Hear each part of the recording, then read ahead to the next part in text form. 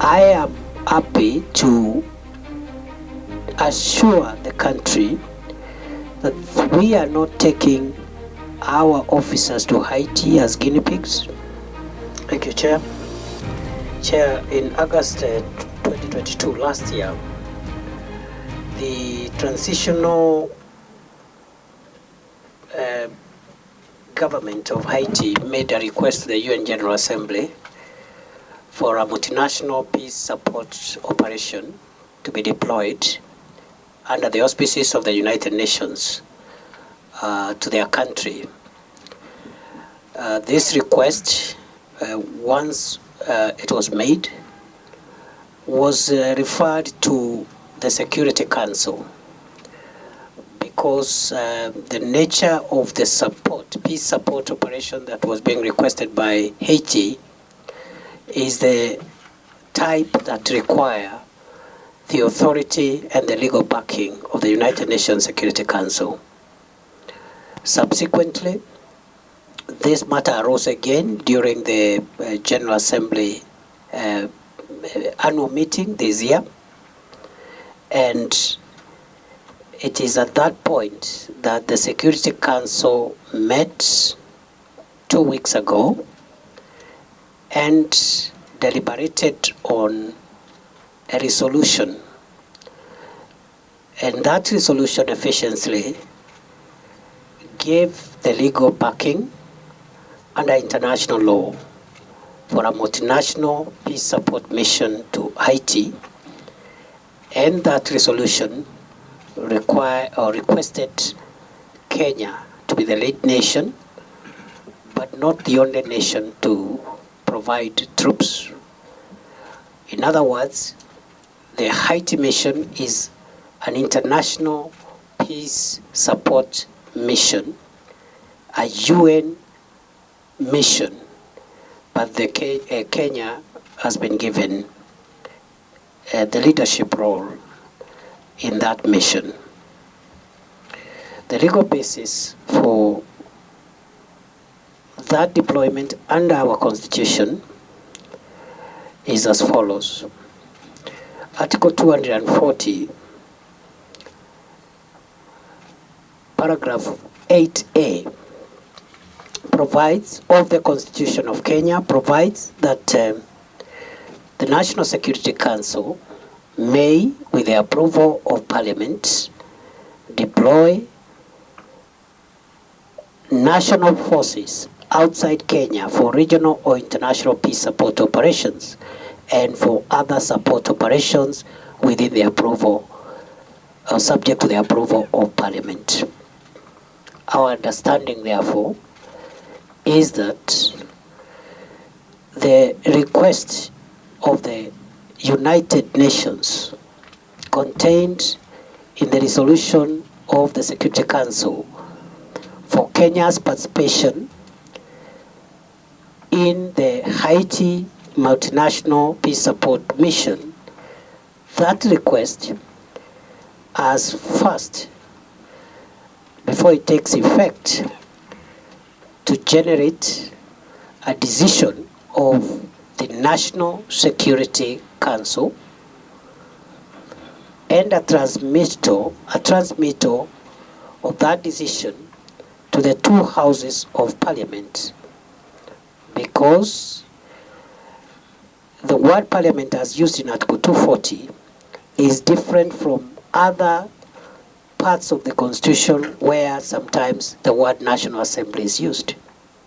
For example, when it comes to deployment of the Kenya Defense Forces to support internal security operations, the word used is National Assembly. But for this kind of Article 240 approval, the word used is Parliament. Our understanding, therefore, as government, is that before that request is acceded to, the National Security Council, which is chaired by the President, must meet, formalize the request, and transmit a request for approval to the National Assembly and Senate. Our understanding of the use of the word national forces under Article 240 includes the organs of national security that are recognized under Article 239 of the Constitution, namely the Kenya Defence Forces, the National Intelligence Service, and the National Police Service.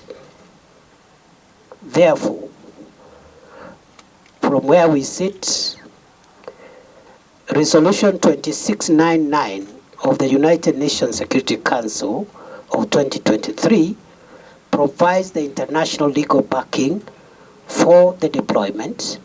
However, our Constitution demands the participation of the two houses of Parliament and the National Security Council before the deployment is done.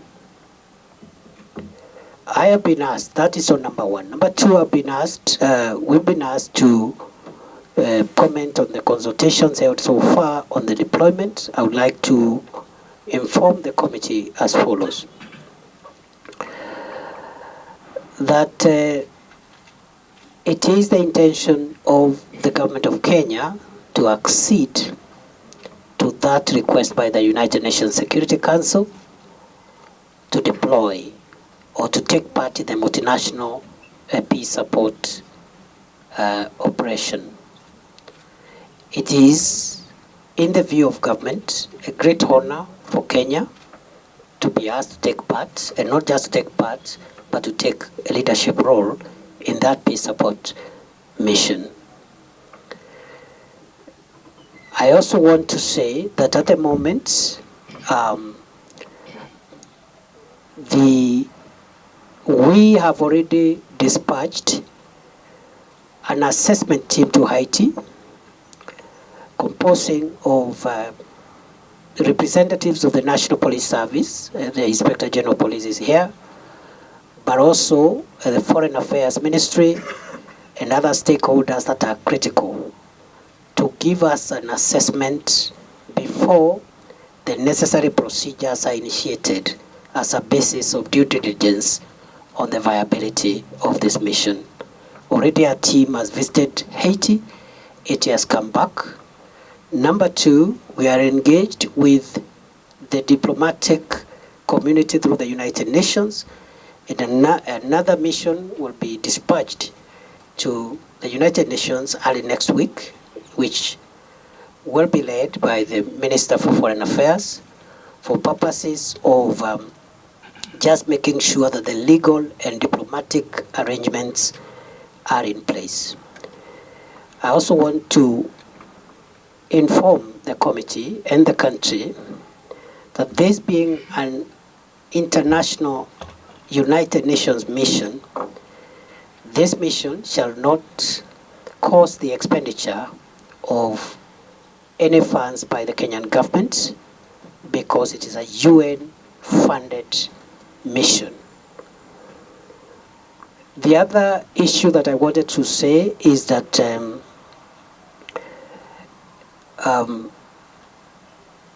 the findings and recommendations that have come from the team that was dispatched to Haiti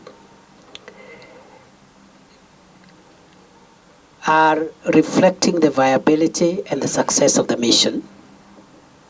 I also want to inform the committee, Honorable Chair, that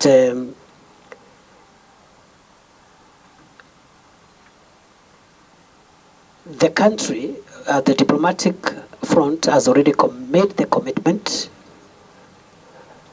and it is clear, even in those commitments, that the legal process that is required by the Constitution will have to precede active deployment. I'm saying so because His Excellency the President, when he was addressing on 21st September this year, when he was addressing the 78th session of the UN General Assembly, did commit Kenya's readiness and commitment to assume the lead role in this mission. But of course, the caveat is the fulfillment of the constitutional obligations and procedures.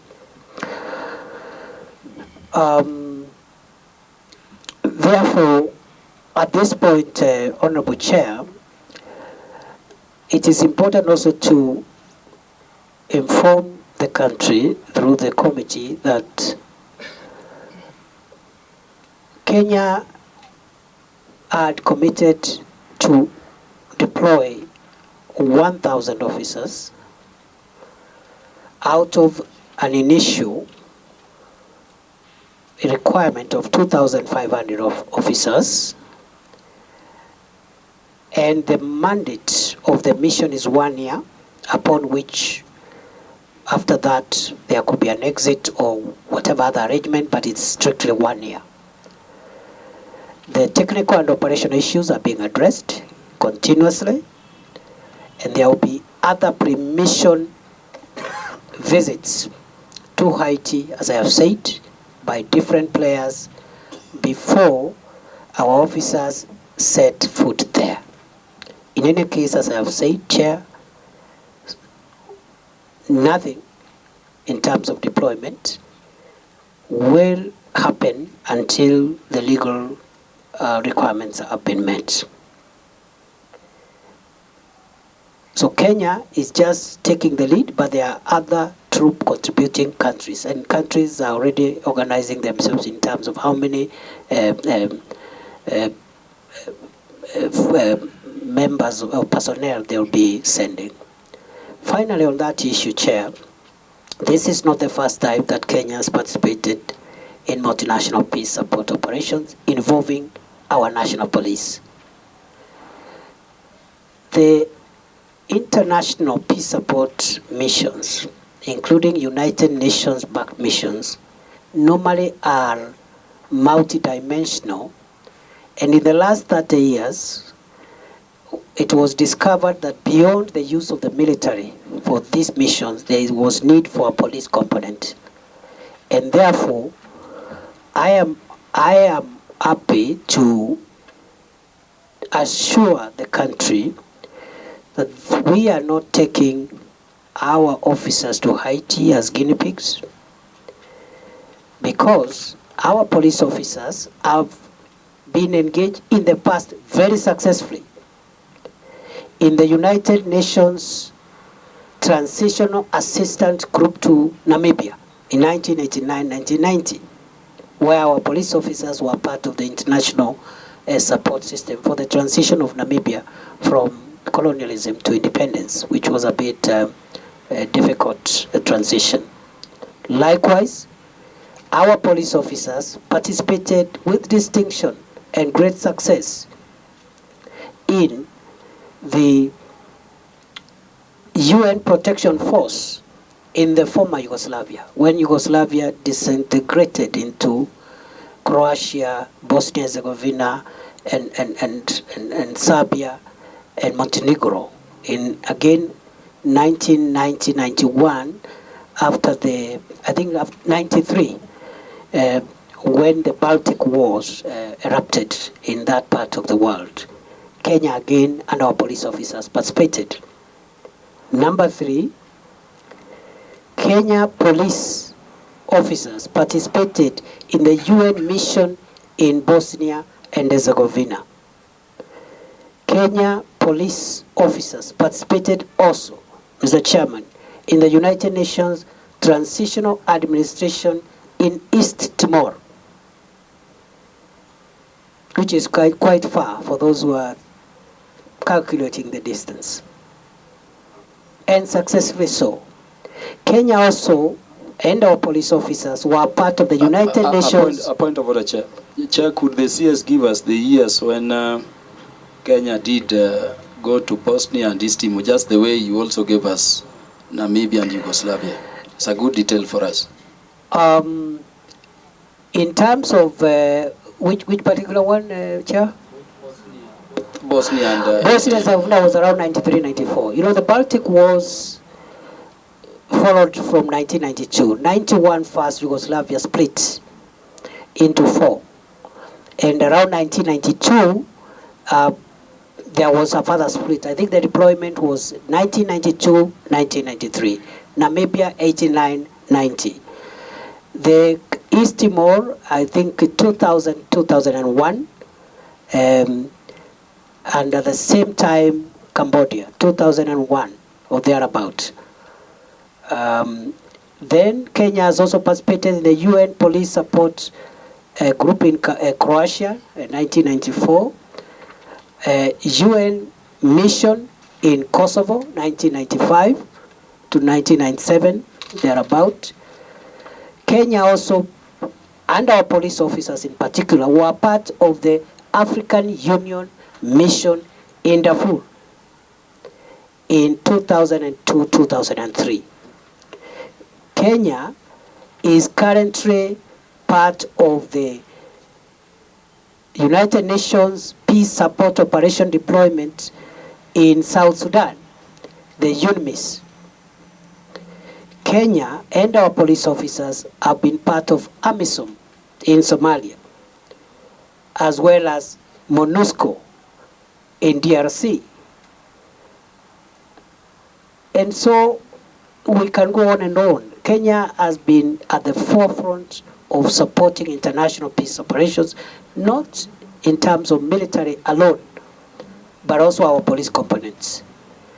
I do remember, for example, the UN mission in Liberia.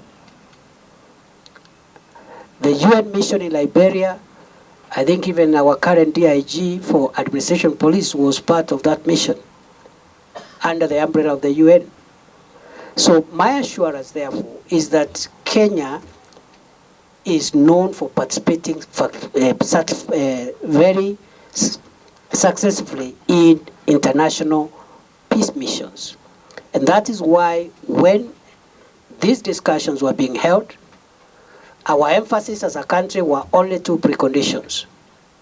One, that first it must have legal backing under the United Nations Security Council, so that we cushion our officers from any harm or of a legal nature. Number two, to make sure that our law is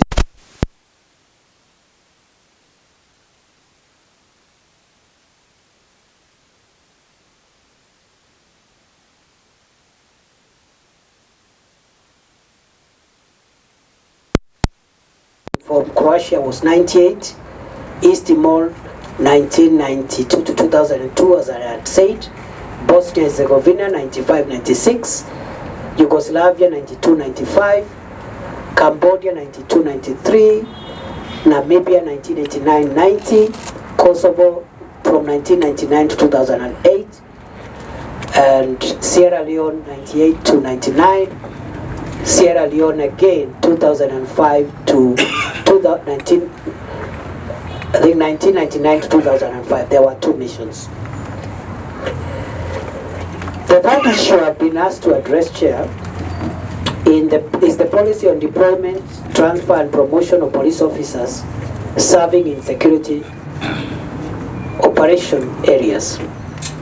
Article 245 of the Constitution provides that the Inspector General shall exercise independent command of the National Police Service, and that the Cabinet Secretary responsible for police services may lawfully give a direction to the Inspector General with respect to any matter on policy relating to the National Police Service, but no person may give a direction to the IG with regard to the following areas. 1. Investigation of any particular offense, enforcement of the law against any particular person, employment, assignment, promotion, suspension, or dismissal of any member of the NPS.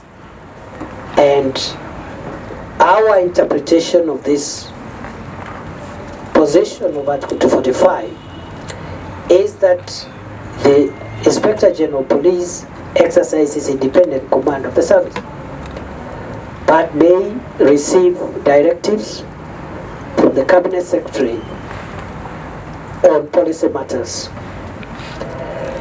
And just in a minute I can explain our understanding based on the wording of Article 245 is that what the law insulates the National Police Service from is interference in terms of actual deployment, actual recruitment, actual promotion, actual transfer.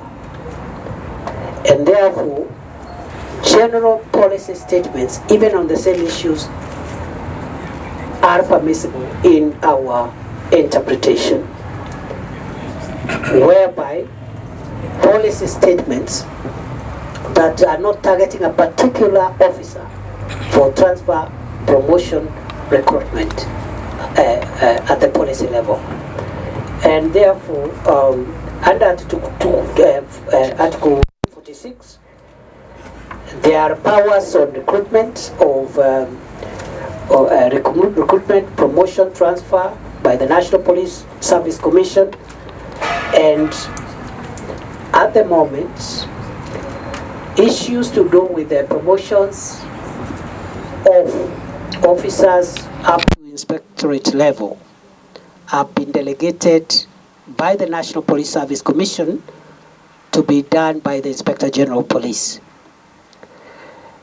But for officers above, from superintendent and above, those promotions are our reading of both the Constitution and the National Police Service Act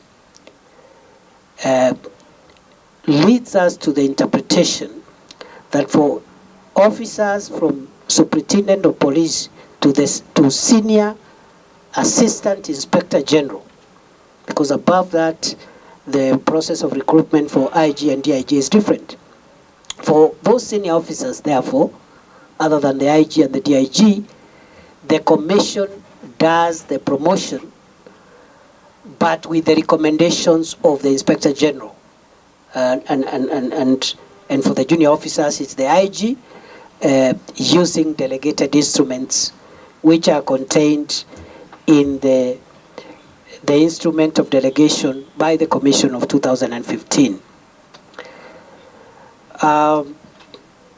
Therefore, recruitment is a function of the Commission, but conducted by the Inspector General on delegated authority. That is the nutshell.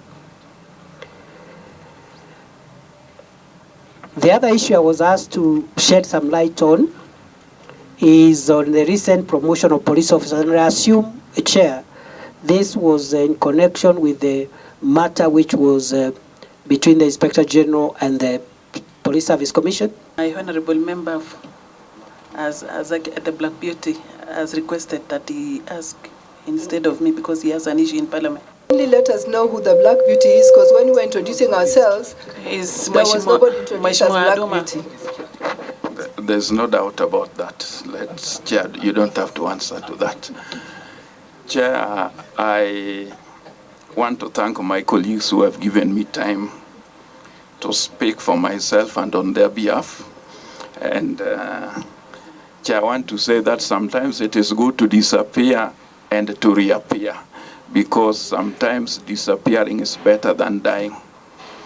Chair, my issue as the member for Nyakach, which has been greatly affected, I want to thank the CS for what he has done, because I know he has made some effort to rest the situation, which was indeed getting out of hand.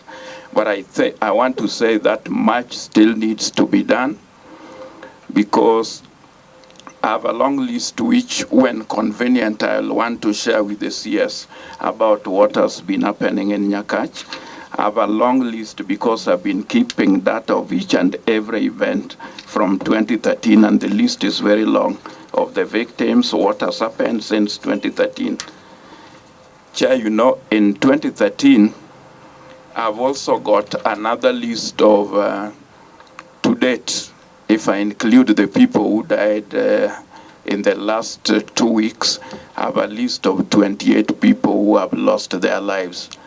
And all these people who have lost their lives are just from one community, which means that it is not a conflict, but it is an attack by one community against the other. You'll realize all the people who have lost their deaths, Chair, among the 28 included both my parents. So apart from the loss of lives, Like in my situation, we also lost a lot of property which had been saved over the year because we lost a house and all the property.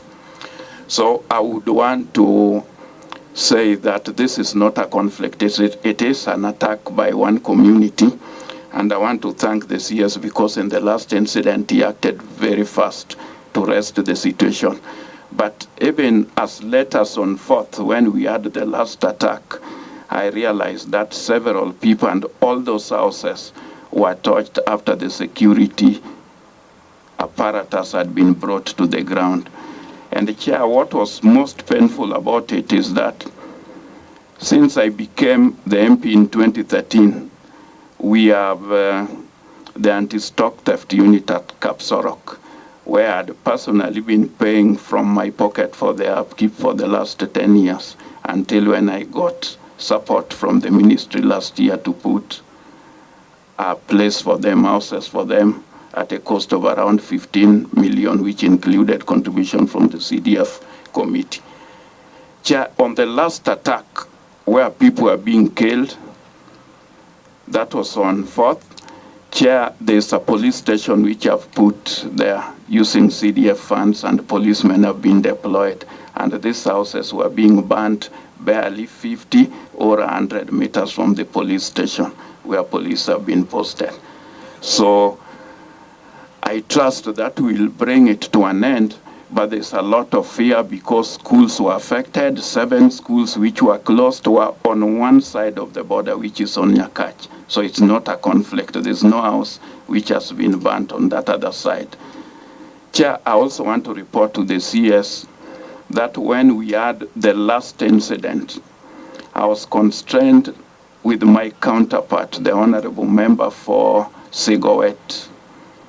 So in Sigowet, Justice Kimei, to traverse the area. We took risk, Chair, because we went to both sides of the border at night. And while we were on one side, I was told some students had been locked up in one of the schools. Chair, we had to go to that school to ensure that those students were safe because those were just innocent pupils. So I believe this can be rested if we take a more proactive approach on the situation in Sondu, Chair, because schools have been affected, and even if we purport that they've been reopened, there's a lot of fear given that some of these victims were innocent teachers. So you could imagine how the school fraternity are feeling about it. I've got a long list of all these incidents, people who have died because I keep data when I was here, which data occasionally you might not get from the security apparatus because they might not want to give you the actual information that there's problem on the ground. The people in Kisumu and Kericho border in the region which is affected have lived in peace for a very long time. During the last attacks, I indeed got information that youths were being ferried from a place called Sosiot, which is a far distance. The people who live locally around know each other, and sometimes they don't attack. So let us identify these gangs who sometimes invoke situations and harvest out of the chaos. And they are known, the businessmen are known. We know some of the leaders, like there's an excellency around there, somebody who calls himself an excellency, who has been voted, and we know the remarks, and I know has been put on the radar. So let us be seen to be acting and go against every individual who was incited. We have a lot of people who have lost their lives, Chair. I had to travel to Nairobi simply because of this meeting, because I've been in the village. I've not attended Parliament this week because I'm addressing those situations. Chair, I was not born to be poor, but I'm being forced to be poor because some people are sleeping on the duty. Just like you have been paying for what the government is supposed to be paid for 10 years, for 80 police officers for where they've been staying. Chair, last week I was in Nyabondo. Apart from the dead, there are victims who are languishing in hospital, and some of them are people of old age. So there are people who are languishing. I had to pay hospital bills in Nyabondo, getting my friends to pay those bills.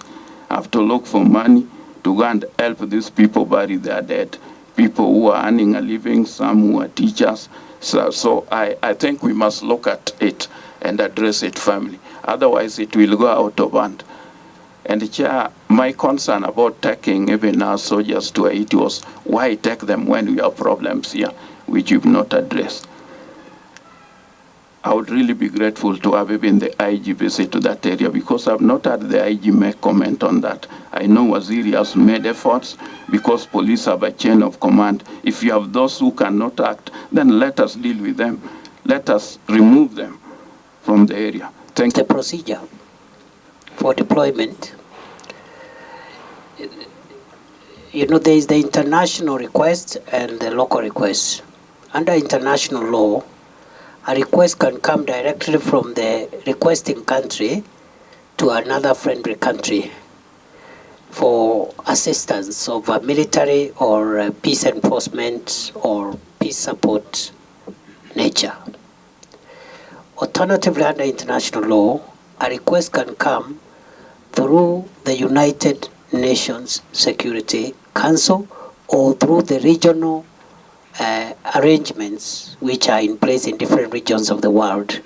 For example, in this part of the world, the African Union or the regional economic communities, EAC is not very active. Increasingly now we have a East African standby force, but I think West Africa has been very vibrant in terms of regional arrangements.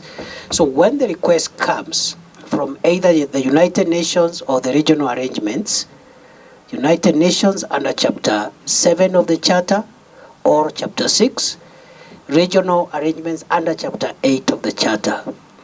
Then the law of the receiving country, the country which has been requested, starts operating. And that's why we are saying for us, because the request has already been done and the legal backing internationally provided, what remains now is the backing of the local law. The starting point is, the first item is the National Security Council meeting to consider the request. And what the steps we have taken therefore was first to send an assessment mission to travel to Haiti. And from our side, DIG Gabo was in that delegation and many other officers. And that report, which has been submitted, is part of the support documents that will be provided to the Security Council so that the National Security Council makes a decision that is informed not only by the request, but also the fact-finding mission. So, Chair, it is a bit premature for now to generally discuss that report of the fact-finding mission, but I want to assure the committee that when the Security Council meets, and it should be very soon in the next few days, once it is convened by the chairperson, the transmittal letter to Parliament will include also as support material the report of the fact-finding mission. And from where we sit, government will not go ahead with the request if the assessment report is negative.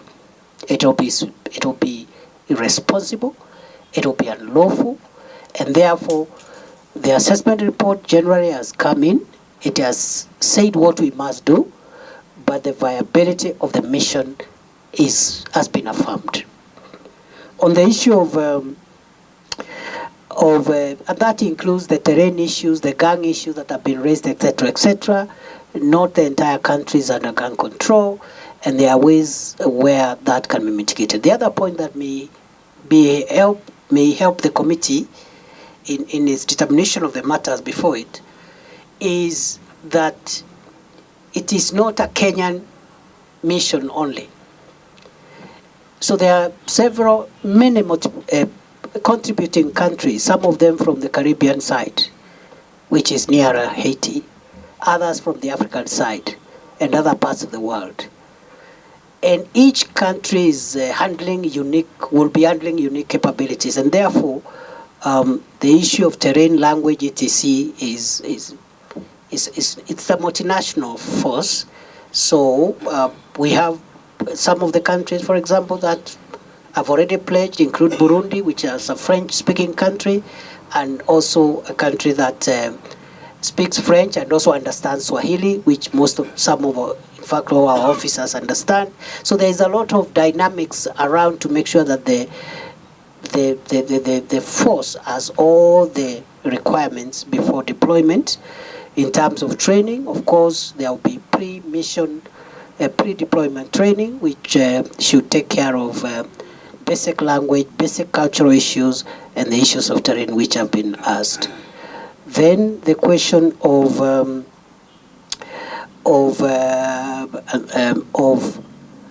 this Haiti, Haiti is basically a nation of African descent people. In fact, all of them look like many of us in this room. They look like the member for Nyakach, many of them. and chair, with a lot of respect, they look like us. They look like us. They originated from this continent. And so that difference, which could be in distance, may not be there in terms of our shared heritage. In any case, this is a UN mission, and we are all part of the human family and our shared humanity. The other one is on promotions.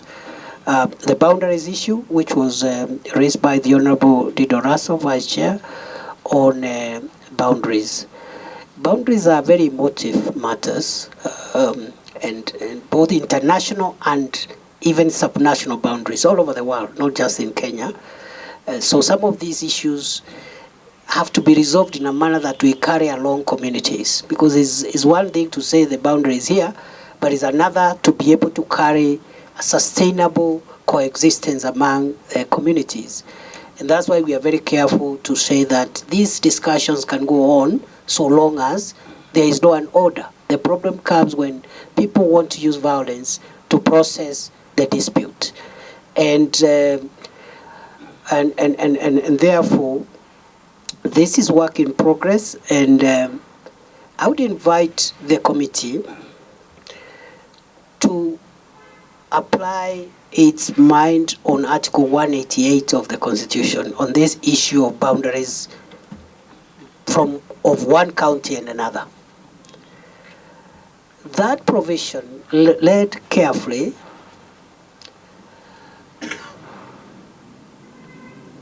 requires the country to set up a unique institution on inter-county boundaries. And therefore, it is beyond the Survey Department and the Minister of Interior to determine boundaries between counties after the 2010 Constitution. The Boundaries Commission, which is envisaged under Article 188, is not the IEBC. And courts have already made determinations to that effect. The IEBC deals with electoral boundaries, wards, and constituencies. Boundary disputes must be canvassed before a different commission on boundaries, and we've never set up that commission to start with. And in any case, when that commission makes a decision which has implications on a boundary between one county and another, the matter goes to both houses of parliament, which must adopt with 2/3 majority. So it's not a very easy thing. The other issue which has been asked is whether we have enough police officers, and the answer is yes. The IG will add to that. But the other day he was giving us figures, and he's saying Tanzania, for example, if you look at our neighbor Tanzania, the number of officers they have versus the population, Kenya is doing, almost double. We have enough officers, and from this space, what really matters is not even the numbers, it is the capabilities.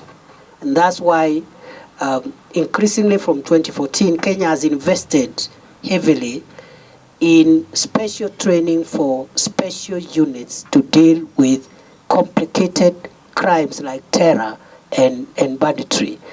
And therefore, it's not just about the numbers. It's not how many police officers you have. It is what capabilities they have. So we have enough officers. We have enough capabilities. I don't believe we will fail in Haiti. we have the enough capabilities. The other thing, very rapidly, is on the issue of Sondu.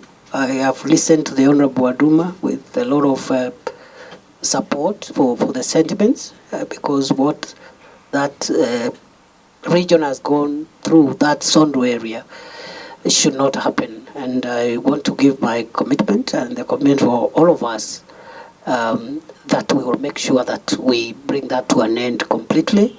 More Radio, 88.2 FM. We are in charge.